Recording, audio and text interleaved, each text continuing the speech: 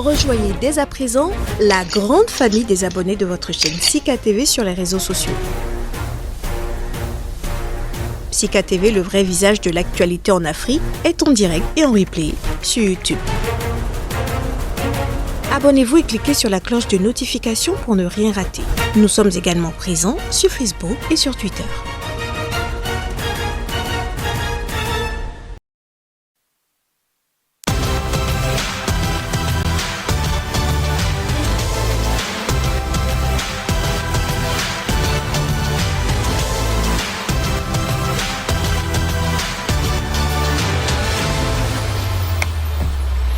Bienvenue à tous, mesdames, messieurs. Réforme du système partisan au Bénin, souhaitée de longue date et de tout vœu, elle aura été actée sous le régime Talon. En pleine phase opérationnelle, elle devrait entre autres conduire, dit-on, à un paysage politique des plus clairsemés avec 2 à 3 grandes formations politiques, ouvrir les marches du palais présidentiel aux candidats produits finis de formations politiques. Mais au décompte final, rapporte nombre d'observateurs, les fruits semblent bien loin de tenir la promesse des fleurs. Réforme du système partisan. Des failles à corriger, c'est le sujet en débat. Regard croisé de 2 analystes tout de suite et maintenant. Et déjà sur ce plateau, à notre compagnie, Ange Banoui, journaliste analyste. Il est écrivain sur des questions d'ordre démocratique, et vous l'avez récemment suivi sur Démosophisticratie. L'homme a accepté apporter sa modeste contribution à l'enrichissement de ce débat. Ange Banoui, bonjour à vous. Bonjour Ali Tondi, bonjour aux téléspectateurs de Sika TV. Je vous répondre, merci pour la disponibilité en face de vous. Un nom qui n'est plus à présenter, Emile Guérin, c'est de lui qu'il est question. Il est consultant en communication et gestion des crises. Très avant-gardiste sur des questions de démocratie, de liberté, de droits de l'homme. Il est avec nous donc ce matin. Emile Guérin, bonjour à vous. Bonjour, Choumet. Merci pour la disponibilité. Que d'insatisfaction, mesdames, messieurs, après 3 grandes élections conduites sous la bannière, peut-on dire, de la réforme du système partisan. Chers invités, la question à vous. Pourquoi, Emile Guérin, oui, tant d'insatisfaction à votre avis après cette réforme qui a permis d'aller déjà à 3 scrutins? C'est normal parce que l'histoire de l'humanité a prouvé que les partis politiques ont évolué depuis que Max Weber, en 1919, expliquait que les partis politiques étaient des enfants de la démocratie, du suffrage universel et qu'ils étaient chargés de recruter et d'organiser les masses. Mais le temps a changé depuis et les partis politiques n'ont pas pu, à un moment donné de l'histoire de l'humanité, satisfaire aux desiderata des populations. Et il faut essayer de typifier les sentiments d'insatisfaction au cœur même des démocraties contemporaines. C'est-à-dire, nous avons souvent affaire à 2 régimes, le régime présidentiel où les partis politiques ne sont pas forcément priorisés dans la formation d'un gouvernement. Et donc les systèmes parlementaires où les partis politiques sont au cœur donc, du système. Sauf que nous, au Bénin ou en Afrique, j'allais dire, nous n'avions pas de conviction, nous n'avions pas d'idéologie, nous n'avions pas ce qui a amené donc, les Occidentaux à fabriquer, enfin, à s'adapter à cette démocratie-là. Ici au Bénin, comme nous sommes en train de l'observer avec ce système partisan, ou que nous avions toujours observé depuis les indépendances et récemment depuis 1990, que ces partis politiques s'organisent autour d'une personnalité. Et c'est ce que nous avions observé. Là, vous avez parlé de système. Et moi, ça me gêne profondément par rapport à mes convictions. Je veux vous permettre que j'intervienne de cette façon. Ce débat a été justement mené. On a constaté que ça n'a pas vraiment porté de fruits. D'où d'ailleurs cette réforme, la réforme du système partisan. Alors, à l'orée de cette réforme, il y a eu beaucoup de voix qui se sont élevées. On est passé à la phase opérationnelle, disais-je, qui nous a permis d'aller déjà à 3 élections législatives, les communales, et puis la présidentielle. Aujourd'hui, il y a beaucoup de voix qui s'élèvent pour parler en termes d'insatisfaction. Est-ce que c'est fondé de parler aujourd'hui d'insatisfaction au lendemain de cette réforme avec les élections que nous avons connu. C'est exactement ce que je suis en train de vous dire, que partout dans le monde, il y a une satisfaction populaire dans le cœur des citoyens au niveau des partis politiques. Je vais donner des exemples tout à l'heure quand nous allons entrer dans le vif du sujet. Dans aucune démocratie dans le monde, les populations, les peuples ne font plus confiance aux partis. Ça se passe aux États-Unis, ça se passe en France, ça se passe au Royaume-Uni. Au Bénin, c'est un peu différent parce qu'il n'y a pas de conviction. Quand vous prenez dans le système partisan que nous avions eu ici, l'insatisfaction est normale, légitime et nous n'attendons que ça ne peut qu'être ainsi.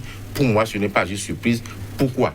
Parce que cela a été fait autour d'une personnalité, donc du chef de l'État. Et le chef de l'État, j'ai comme l'impression qu'il n'a pas bien cerné ce que ses conseillers, ce que ceux-là qui avaient vanté cette réforme nous dit, il n'a pas du tout cerné et on constate aujourd'hui qu'il y a échec. Si vous permettez, j'ai suivi un peu des débats avec des grandes personnalités d'ici qui ont justifié la chose pour dire qu'il y a eu pléthore de partis politiques, il faut essayer de réduire. Mais ça ne veut rien dire. Des gens ont démontré que les tests en son temps qui régissaient les partis politiques n'avaient pas été respectés. En l'occurrence, l'article 7 n'avait pas été respecté, sinon on n'aurait pas plus de 200 partis politiques. Aujourd'hui, nous avions en tout cas moins de 20, moins de 15 partis politiques, mais est-ce que le problème est réglé? Nous avons deux partis fondamentaux qui s'agglutinent autour du chef de l'État. Sur quelle base? Sur quelle idéologie peuvent-ils se définir? Sur quelle conviction peut-il se définir? Ça, c'est autour d'un chef de l'État. Est-ce que ce système partisan, le peuple béninois en a besoin aujourd'hui pour le développement? Je dis non. Et les preuves sont là. La preuve, on a des démissions en cascade. Ça veut dire quoi? Nous aurons la même chose avec l'UBF qui avait été fait en son temps. Nous aurons la même chose avec FCBE. Nous aurons la même chose avec l'Union fait la nation. Aujourd'hui, est-ce qu'il est impossible aux Béninois à foutre à quelqu'un de former un parti politique? Et ce qui est choquant et ce qui est sans respect pour les populations, c'est que l'argent du contribuable sert à payer des opposants. C'est-à-dire qu'il y a un statut de l'opposition aujourd'hui, avec tous les problèmes que les pays africains ont aujourd'hui. Moi, je ne comprends pas comment on peut se permettre aujourd'hui de sortir l'argent de la caisse de l'État, alors qu'on nous dit qu'on va prêter de l'argent. Ça veut dire qu'on va prêter de l'argent pour payer un opposant. Ça veut dire quoi? Dans quelle démocratie? Les autres pays que nous avons vus ne se sont pas passés comme ça. J'ai écouté les responsables qui ont défendu cette réforme partisane. Et en l'occurrence, on dit, regardez les États-Unis, il n'y a qu'un parti. Mais c'est faux.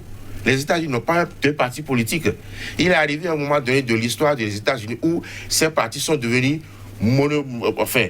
majoritaires, ont monopolisé le débat politique. Sauf que, on a oublié qu'en 2016, il y a un monsieur qui est venu et qui a transcendé, qui a brisé tous les principes du parti pour prendre la jeunesse qui voulait au changement. Et il dit, je vais briser le système, c'est-à-dire anti-establishment. Et moi, je suis anti-système. Et tout ce qui est système, j'ai peur quand j'ai entendu parler de ces réformes partisanes, que nous sommes en train de vouloir installer un État profond au Bénin. Et c'est grave. Nous allons en parler tout à l'heure. Et c'est là, cet État profond-là. Vous allez constater que bientôt, on va commencer par proposer des choses chefs de l'État pour dire que si tout... Parce que s'il lui part, tous les autres partis vont péricliter. Les deux partis vont péricliter. Et peut-être on aura l'émergence d'autres partis dont on n'a aucune idée pour le moment. Et ces deux blocs-là ne veulent pas que ça se passe. Et parce que ça ne veut pas se passer, il y aura des pressions sur l'exécutif. Des pression énorme parce que qu'est-ce qui en l'occurrence les pères fondateurs dans le monde entier qui font les partis politiques, c'est une idéologie, c'est une conviction. Donc l'idéologie, la conviction, ça manque à la peine. On va essayer. Quelle est l'idéologie du BR aujourd'hui? Quelle est l'idéologie du l'UP aujourd'hui? Aucune idéologie. Et nous sommes, la constitution du Bénin dit que nous sommes dans une démocratie libérale. Oui. On reviendra sur ces aspects avec votre permission. Je vais me retourner vers M. Ange Banouye. La question d'insatisfaction, à votre avis, est-ce qu'elle s'explique? Écoutez, vous voyez, en 2016, le candidat Patrice Talon était l'un des rares, je dirais, à avoir fait un diagnostic profond de la classe politique au Bénin. Qu'il s'agisse de son fonctionnement ou bien également de son financement. Et mieux, cela s'entendait quand on se rend compte des différentes personnes et personnalités qu'il avait autour de lui. Pour la plupart provenant des organisations sociales. Donc, qui avaient en amont une lecture du jeu politique. Mais à l'épreuve du jeu politique, ce diagnostic a été véritablement éprouvé. Sinon, est passé à ce qu'on pourrait appeler de façon caricaturale à de la politique politicienne, dans la mesure où nous avons quitté le diagnostic et dans la mise en œuvre, nous sommes tombés dans des travers politiques. Ce qui a fait qu'aujourd'hui, à l'arrivée, on constate que la réforme du système partisan voulue et appelée de tous les vœux se révèle comme un cuisant échec. Et expliquez-vous. Oui, je m'explique. Dans la mesure où aujourd'hui, lorsque nous prenons le fonctionnement des partis politiques, d'abord dans l'ossature de la réforme, vous voyez aujourd'hui la latitude d'organiser pour les partis de fonctionner. Ce n'est pas qu'il fallait tabler ou bien garder limite le fonctionnement des partis politiques, mais en réalité, il n'y a pas une vitalité démocratique au sein des partis imposée par les textes de loi. Il n'y a que une restriction de constitution. Et aujourd'hui, vous voyez comment presque tous les partis politiques, il y a déjà une floraison de partis politiques déjà. Parce que mardi dernier, déjà, il y a un parti que je ne voulais pas, RLC pour ne pas le citer, de Irina Gossa, qui a déjà été déposé ses dossiers de constitution. Et mieux, nous sommes déjà au-delà, nous allons bientôt à une vingtaine de partis politiques. Alors que l'idéal, ce n'était pas aller à une vingtaine. Il peut y avoir des mouvements politiques, comme on en a sous d'autres cieux. Mais on doit avoir de grands ensembles politiques qui soient portés par, je ne dirais pas, des courants politiques. Et mieux, dont l'organisation interne doit être régie. Moi, j'ai été véritablement ahuri quand j'ai constaté que pour une nouvelle Sénat qu'on a installée, elle n'aura à la limite qu'à organiser que quelques élections, pas plus de 5 élections en quelque sorte, si mes calculs, si mes comptes sont bons. Pas plus. Alors que on aurait pu, à partir des tests, organiser la Sénat pour organiser des primaires au sein des élections. Là, il y aurait une véritable alternance. Et non des partis politiques au sein desquels on se dit chaque parti a la latitude d'avoir sa charte et de pouvoir faire cela. Mais là, aujourd'hui, on a constaté que, regardez les présidentielles des dernières, la vitalité qui a attendu pour que les partis politiques puissent avoir des candidats en leur sein n'a pas été au rendez-vous. On dira que c'est trop tôt, mais non. Mais il aurait tout au moins été au moins bon que les potentiels candidats se présentent au sein des partis et que même si le jeu est fait gagner d'avance, que cela parte d'un processus, d'un mécanisme. Dans les grandes démocraties, nous avons des primaires. Et avant chaque échéance, il y a des primaires, quelle qu'en soit l'échéance. Avant qu'on ne puisse voir, bon, pour positionner telle personne à la place en tant que maire, pour positionner telle personne. Vous avez vu ce qui s'est passé en 2020 par rapport aux élections communales et municipales, où je ne dirais pas, le Parlement a été obligé de prendre une loi explicative du code électoral pour pouvoir régler la question de l'élection des maires. Donc c'est dit que les limites sont perceptibles et cela révèle en quelque sorte de ce qu'il n'y a pas eu un dialogue national sur la question de la réforme du système partisan. Il y a eu peut-être des assises politiques, des ateliers qui ont été organisés, mais il n'y a pas eu un dialogue national et des contributions et la prise en compte de contributions, je ne dirais pas de sachants, par rapport à la mise en œuvre. Parce que peut-être, comme dirait l'autre, il y avait des enjeux électoraux et l'objectif n'était plus forcément la réforme dans une profondeur, même plutôt la réforme pour pouvoir atteindre des objectifs électifs.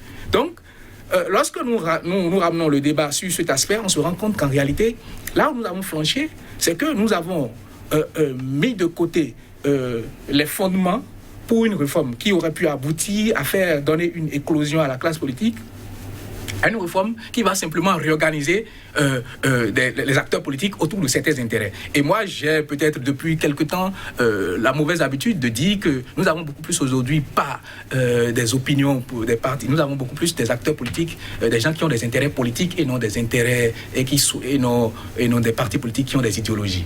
Et vous aurez pu même constater que les populations se retrouvent très peu dans les idéologies. Et nous sommes en train d'aller même... Dans les idéologies. Oui, politique, que ce soit même en Afrique, en Europe et aux États-Unis, nous sommes en train d'aller à la fin du mythe des idéologies politiques. Parce qu'il y a déjà...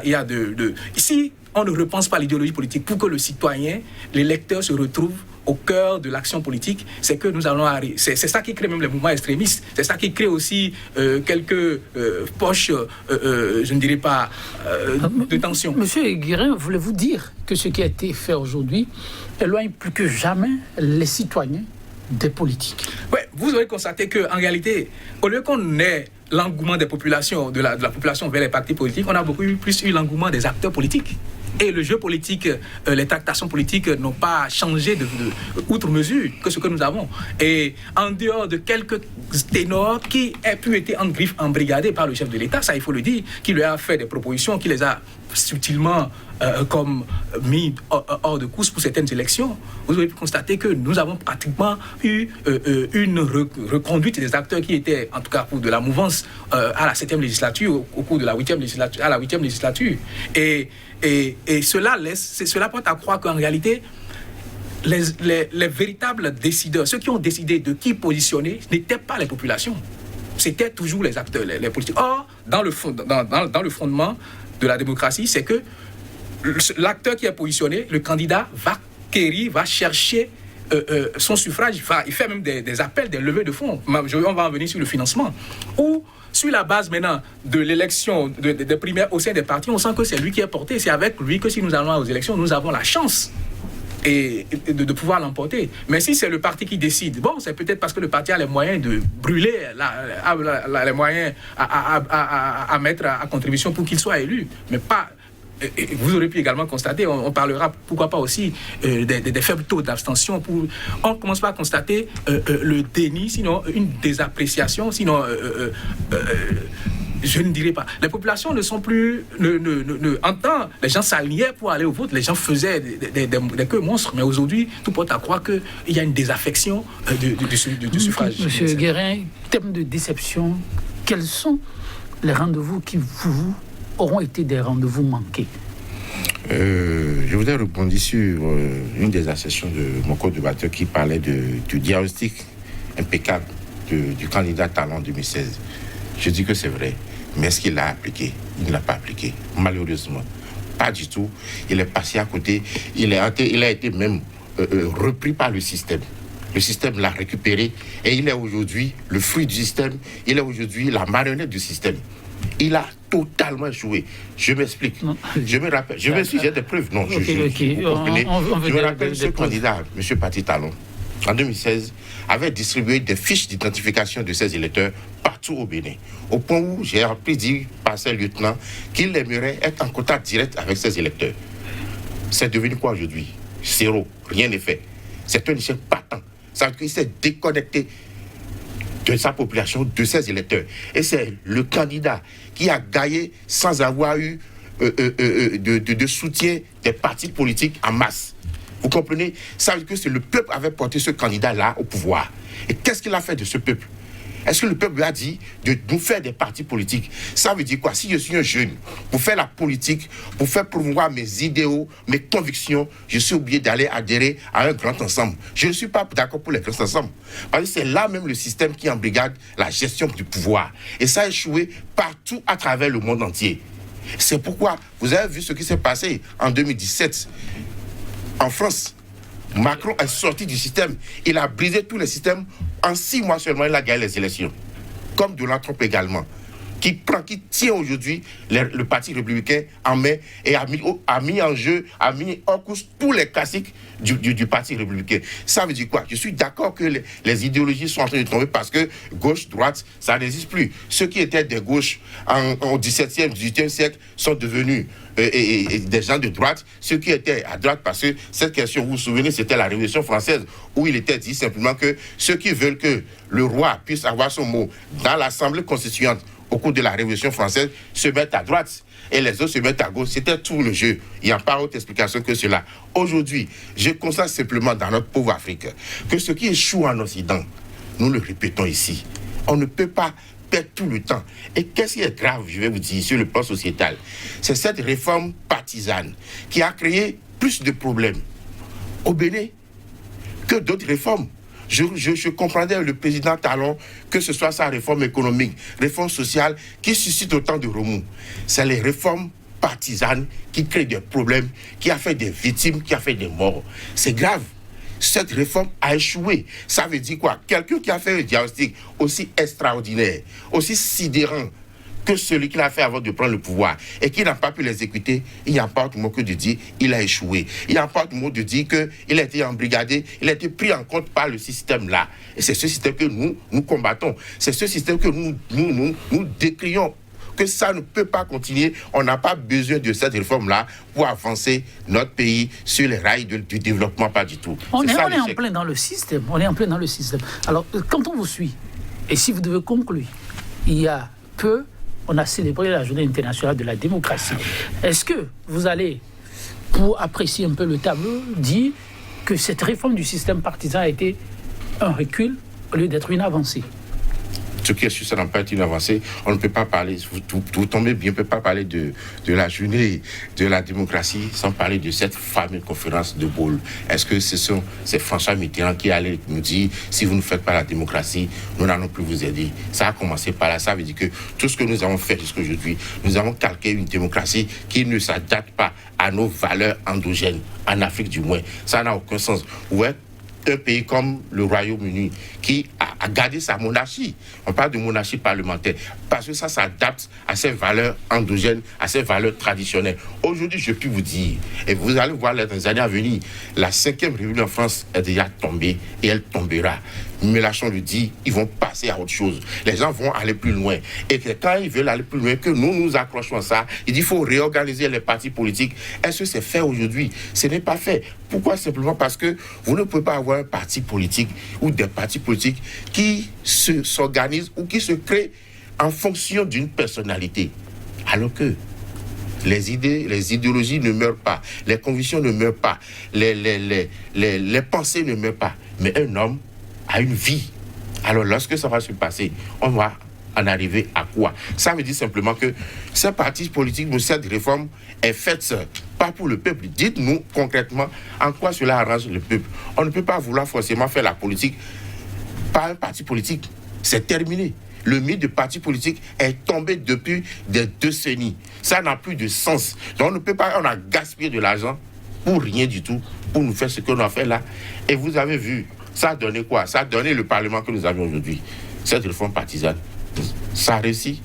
Cette réforme partisane, ça a donné quoi? Ça a donné aux élections que nous avons eues, où même le chef de l'État même a reconnu qu'il y a problème et qu'il faut aller à la concorde nationale. Ça veut dire qu'une réforme partisane a mis en mal la concorde nationale. C'est eux-mêmes qui le disent. Il y a problème. Et ça veut dire quoi? Moi, je les appelle simplement à prendre leurs responsabilités, à se regarder dans une glace, à regarder leur conscience pour dire, avons-nous réussi cette réforme ou avons-nous simplement échoué? Avons-nous réussi? Est-ce qu'on peut parler vraiment d'échec? Balbutiement, on peut comprendre. Mais à l'étape actuelle, s'agit-il d'un échec? Écoutez, à l'étape actuelle, il n'y a pas de mots pour qualifier, parce que d'autant plus qu'on dit que tant qu'il reste à faire, c'est que rien n'est fait.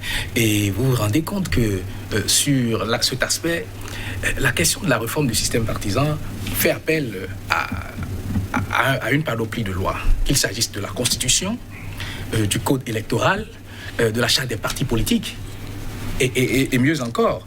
Donc, lorsque vous prenez chacune de ces lois, vous vous rendez compte que quelque part, il y a un point d'achoppement, un point de polémique. Et c'est peut-être ce qui a manqué pour pouvoir aborder, je ne dirais pas de fond en comble, cette réforme, c'est qu'il n'y ait pas eu... Vous savez, le seul consensus qui a permis au pays de pouvoir transcender pendant 30 ans de démocratie, c'était la conférence nationale de 1990. Parce que la démocratie représentative telle que nous les laissons a montré également ses limites. Au sein de notre Parlement, nous n'avons pas les couches représentatives de la population. Ce qui fait que déjà, le débat politique est embrigadé à outrance par les acteurs politiques. Je me rappelle, si mes mémoires sont bonnes, que suivant le premier Parlement qui a été mis en place avant les indépendances, des élus, il y avait des représentations des corporations. Tout au moins, si nous devons repenser notre système démocratique pour que la démocratie représentative ne soit pas simplement une question d'aller porter le suffrage pour élire peut-être quelqu'un parce qu'il est en griffe nanti, ou bien quelqu'un parce que c'est lui dont la voix porte, mais peut-être revoir l'inclusion, par exemple, de certains acteurs. Parce que si nous avons par exemple une classe sociale qui est bien organisée, nous prenons par exemple le Conseil économique et social, nous prenons par exemple la Chambre des métiers et des artisans. Si normalement il y avait un suffrage en quelque sorte plus ou moins démocratique, bien suivi, on peut décider que notre Parlement soit représenté par certaines corporations qui soient des élus de corps. Et ceux-là, d'habitude, c'est des gens qui prennent en compte les aspirations de la base. Alors, et on n'aura plus à faire des marchandages politiques. On fait pratique avec le tableau que vous présentez. Oui. Il y a mal donne. Il faut aller de l'avant. Et le Bénin, dans pas très longtemps, 2023, c'est la porte d'à côté, devra aller encore à une nouvelle élection. Faut-il repenser les tests qui ont conduit à ces réformes? Dans une certaine mesure, oui. Parce que vous savez, la flèche de l'histoire, comme on le dit, elle est unidirectionnelle. Mais la seule chance que nous avons pour la redresser ou bien la corriger, ce sont les secondes chances que la vie nous offre. Et par rapport à cela, il y a même déjà eu des travaux, il y a eu des diagnostics qui ont été faits. Et ces diagnostics-là relèvent déjà les points sur lesquels on doit revenir si nous voulons, par exemple, avoir des processus électoraux assez pacifiques et inclusifs. Alors, on va faire quelques énumérations. Oui, lorsque vous prenez par exemple la question, je vais même carrément tabler sur cet atelier bilan sur la présidentielle de 2011 qui a révélé par exemple, la Sénat qui a révélé par exemple quelques failles au niveau par exemple du code électoral. Et vous savez, le code électoral fait partie des lois qui constituent la réforme du système partisan. Oui. On a vu ce à quoi le code électoral nous a conduit en 2019, parce qu'on a eu des fautes mineures. Et heureusement que cela a été corrigé avant qu'on ne puisse avoir en 2020 une élection, je ne dirais pas les élections communales et municipales plus ou moins inclusives à leur manière. Avant maintenant que nous nous rendons compte également face à la question du parrainage en 2021, à l'autre point d'achoppement. Donc c'est dit quoi? Lorsque vous prenez par exemple le code électoral et avec les recommandations qui ont été faites, il est urgent que les parlementaires s'autosaisissent de cela et pourquoi pas même d'ouvrir un dialogue, un débat national. Parce que c'est ce qui nous manque. Parfois on dit dialogue national. Les gens ne veulent pas soit aller à une assise nationale, mais sur les lois qui sont d'intérêt national, il faudrait qu'il y ait souvent de dialogue national. Regardez par exemple en Occident. Quand il y a une question qui est d'enjeu national, les gens font un dialogue national. Donc, on fait le débat sur la question et on essaie de rassembler les différentes approches et maintenant après, on table et ensemble, on discute des propositions qui sont faites. Il ne faudrait pas que nous ayons un Parlement qui soit le plus érudit du monde, qui chaque fois envoie des lois au Parlement dont elle seule en sait la provenance et qui la fait passer aussi de la manière la plus simple que possible, sans que le citoyen qui le représente ne puisse dire sur cet aspect, je pense que si on faisait comme ceci, et sans qu'on ne puisse intégrer même son oui et son non. Alors, cela est très important si nous voulons peut-être éviter, je ne dirais pas, les points d'ombre, les tendances lourdes qui profilent à l'horizon en 2023. Il faudrait revoir le code électoral, notamment sur la question évoquée par rapport au parrainage que les gens ont souhaité, soit son extension, ou tout au moins sa modalité d'application. Revoir la question également de la floraison, la multiplicité des pièces qu'on demande aux élus, tels que la Sénat l'a évoqué. Je pense que c'est des aspects très importants parce qu'au finish, on se rend compte qu'en réalité, au lieu que le jeu politique soit fait en amont, cela se fait en aval. Et c'est ça qui crée des tensions. Alors, M. Guérin, dans la situation actuelle, il faut résolument se tourner vers les députés. Absolument. Je me rappelle dans les débats qui ont précédé le vote de cette loi, l'éminent professeur Abraham Zinoué, que j'ai eu le privilège d'interviewer une fois en 2004, il dit aucun parti n'a gagné les élections. Aucun parti n'a présenté et gagné une élection présidentielle. Et l'actuel président de l'Assemblée nationale, M. Vlavonou, qui dit que les partis, il y a eu 6 présidentielles, 7 législatives, et on n'a vu aucun membre d'un parti gagner les élections. C'est la même chose. C'est très bien. Il y a eu les réformes depuis 2019. On a eu les élections présidentielles en 2021. Quel parti a présenté un candidat qui a gagné? L'actuel président autour duquel les partis ont été organisés n'est pas membre d'un parti politique. Donc, l'échec est patent, là. Là, je n'invente rien. Alors, qu'est-ce qui a motivé cette réforme-là? C'est pour éviter ce qu'eux-mêmes ont diagnostiqué. Ça veut dire qu'il y a eu un faux diagnostic. Et qu'est-ce que cela en fait? J'ai compris qu'en fait, ils savent bien ce que nous sommes en train de dire, cher ami, que les parce qu'ils n'ont même pas d'idéologie, que les partis sont en train de perdre du pouvoir, de crédibilité. Il faut nuancer. Ils ont dit qu'ils ont d'idéologie. Et ils l'ont annoncé. BR, UP, ça a d'idéologie. Quelle idéologie? Vous les avez suivis. Quelle idéologie? Bien, vous n'y croyez pas. Non, mais il n'y a pas. Donnez-moi leur idéologie. Ils sont de quel côté? L'Union progressiste parle par exemple de sociodémocratie. Mais dans l'Union progressiste, il y a des libéraux dedans. Purement. Des ultra-libéraux dedans, s'il vous plaît. Vous comprenez ça? On les connaît. Vous comprenez? On les connaît bien. Et le président parti Talon est de quelle idéologie économique et politique, s'il vous plaît?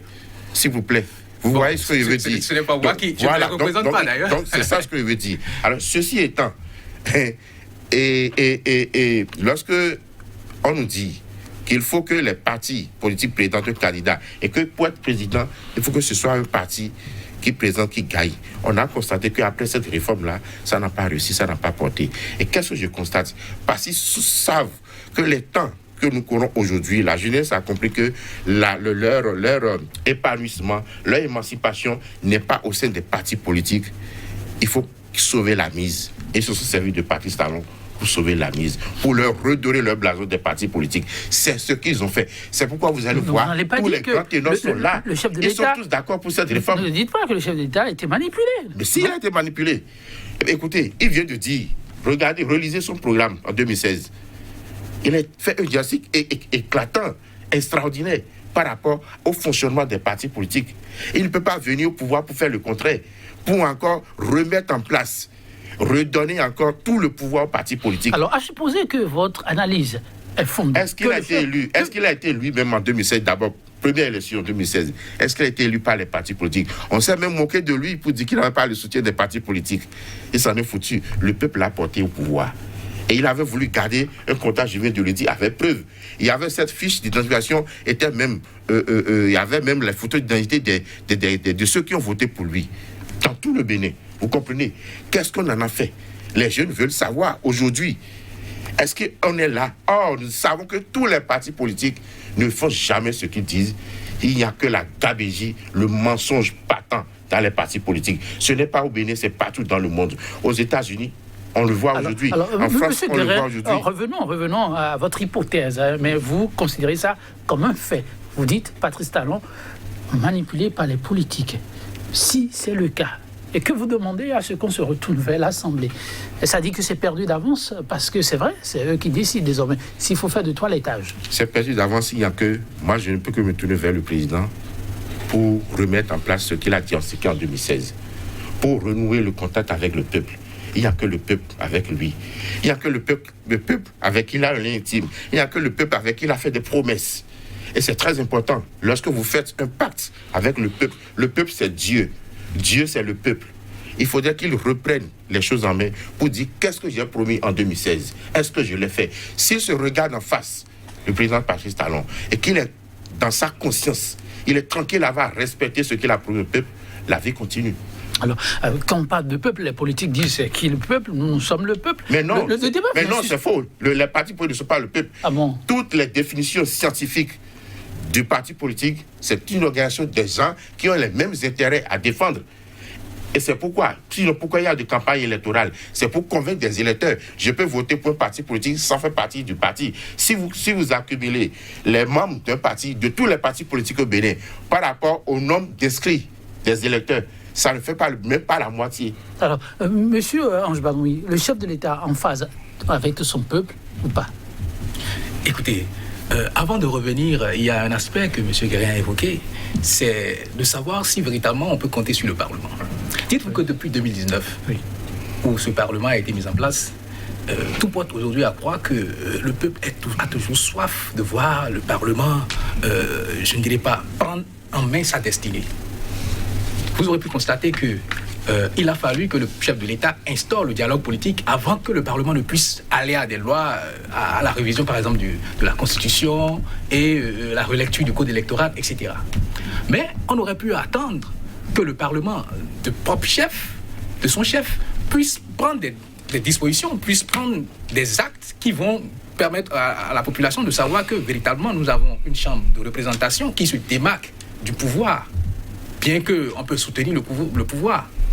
Donc, il est aujourd'hui urgent, et comme l'a si bien souligné le président Louis Vlavonou le 27 juin 2019 à sa prise de fonction, qu'il restaure ce qu'il avait remarqué à travers le message qu'il avait dit que les populations ont envoyé à travers, soit par rapport à l'abstention, qu'il restaure cette confiance de la population vis-à-vis des parlementaires en prenant des actes éminemment tangibles qu'il démarque de ce qu'on ne sent pas que tout est commandité ou mais tout est sous la coupole du chef de l'État. Parce que nous ne sommes pas... C'est vrai que nous avons un système présidentiel, nous sommes dans un régime présidentiel, et fort d'ailleurs, mais c'est le Parlement qui a normalement, ce n'est même pas le Parlement, c'est le Parlement qui, je ne dirais pas, qui a la charge de l'adoption des lois, même si le gouvernement fait aussi des propositions.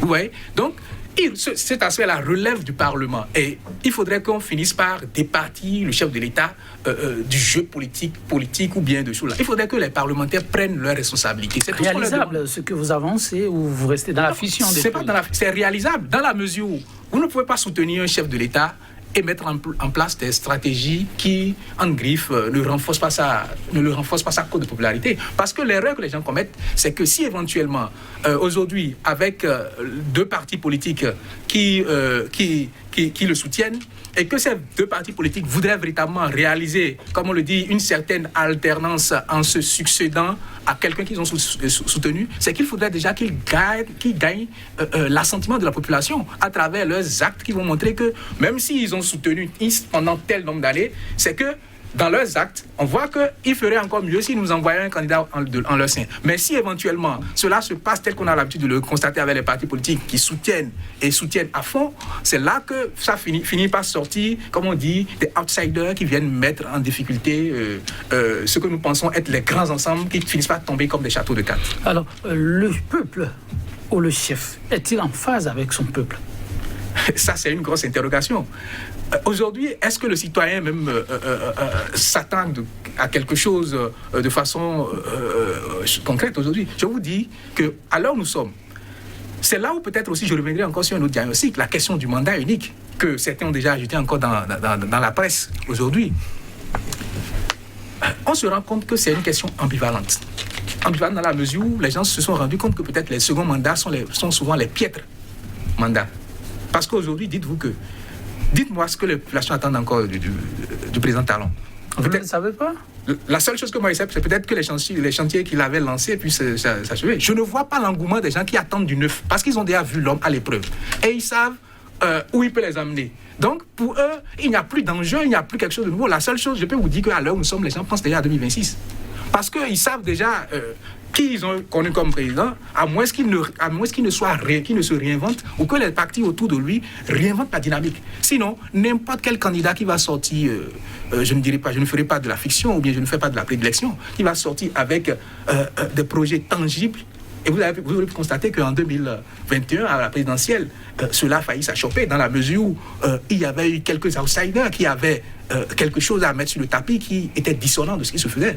Donc, si les gens ne réagissent pas maintenant et pensent peut-être qu'ils vont pouvoir contrôler la barque à travers ce que nous avons vu avec les faits à l'épreuve de la réalité, ce que ça a donné, c'est que nous ne sortirons pas de l'auberge. Donc il faudrait que les gens réinventent les partis politiques, qu'ils réinventent la gouvernance et que les gens sentent qu'il y a une vitalité politique. Mais si les gens constatent que le système est en place et que c'est toujours là, il aurait fallu simplement d'un petit chose là et que tout soit remis en cause. Alors je reviens à ma question avec vous, M. Guérin.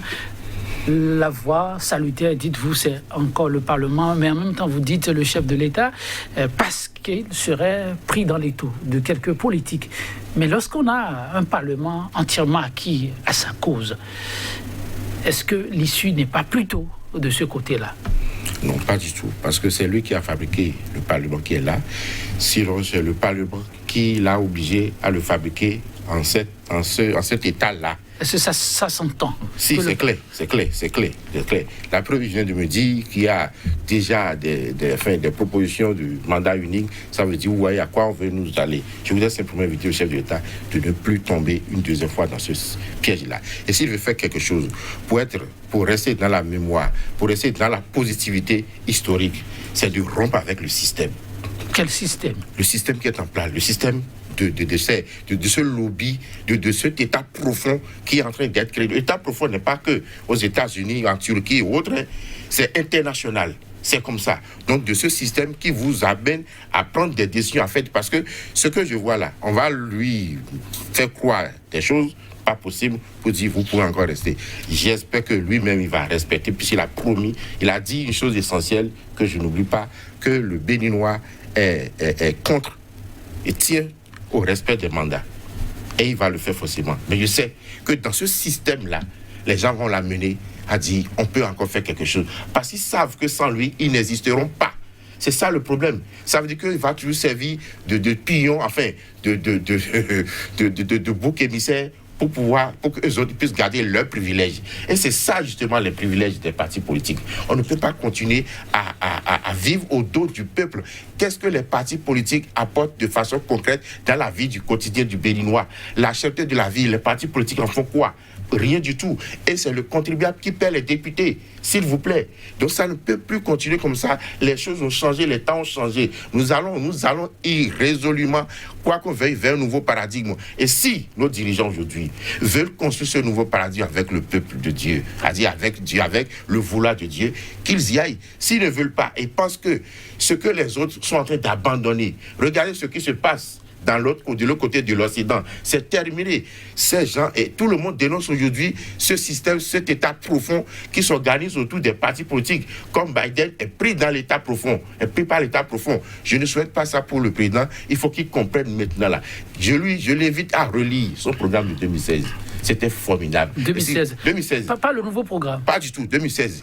Il y a des choses concrètes qu'il a promis. Vous voulez dire que le programme annoncé pour 2021, il a dit une chose. S'il vous plaît, vous dire que c'est du vernissage, ce qui est annoncé pour 2021. Là. Il est au début de son mandat. Vous le renvoyez vers 2016. Parce que attendez, puisque vous n'avez pas fait ce que vous avez dit avant, comment vous pouvez faire ce que vous avez dit après? Ce n'est qu'une invite. C'est à lui de voir. C'est aussi simple. C'est de la logique simplement. Parce qu'il n'y a pas de... Même nos rois cherchent toujours à voir, est-ce que telle décision que je prends, le peuple y adhère?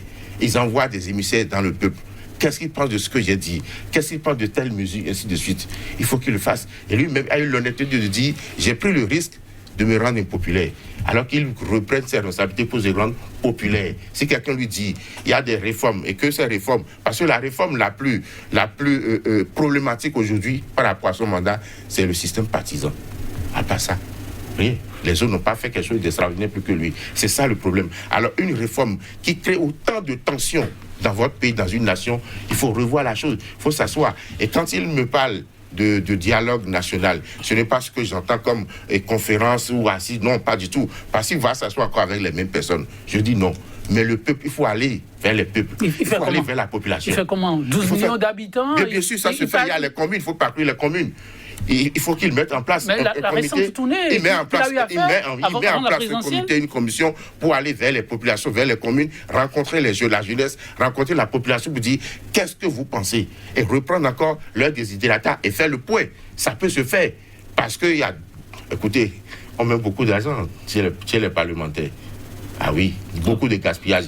Et pour finir avec le système aussi, il y a la deuxième chose que je leur dis, ceux qui sont tapis dans son système, autour de lui, et qui sont corrompus, corrupteurs, et qui les dégagent. Parce qu'il a dit, oui. Vous ne l'avez pas écouté, il a dit, au lieu d'aller à la cour de CEDEAO, aller à la criette. Parce que ce monsieur, c'est qu'à côté de lui, il y a des personnes qui En tout cas, on l'a suivi et il ne cesse, les Béninois, de réclamer cela. On suit de près tout ce qui se passe. Oui, monsieur Ange Banoui, que faudra-t-il faire? Les temps sont comptés, les minutes aussi sur le plateau. Une projection dans l'avenir. On s'est demandé s'il faut rectifier quelque chose. En conclusion, que diriez-vous aux téléspectateurs? Je dirais simplement, comme James Freeman Clark, qu'un politicien pense, comme on le dit, à la prochaine élection, et l'homme d'État à la prochaine génération.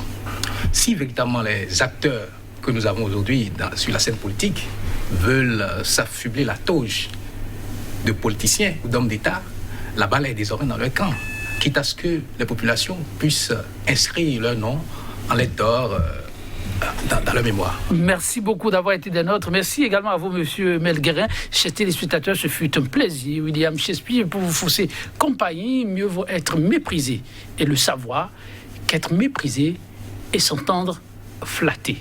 Bonne méditation chez vous. À très bientôt.